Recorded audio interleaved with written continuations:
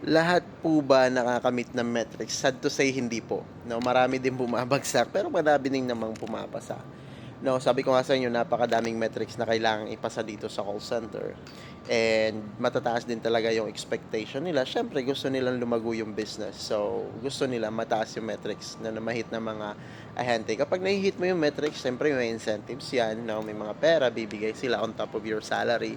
So, maganda din naman kapag nahihit mo yung metrics. Kapag hindi mo naman mahit yung metrics, of course, mamumroblema ka na yan. Based sa mga company na pagtrabahuan ko na, first month, coaching, second month, is kapag hindi mo pa rin na hit, yung iba ginagawa ng accountability, ginagawa ng papel, no? And then third month, depende kung i-enroll ka nila sa specific program to boost your metrics, no, para may pasama yung mga metrics na yon.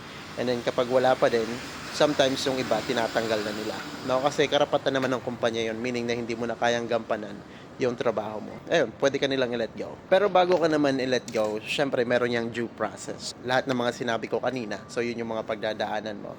So, yun lang. Bye-bye.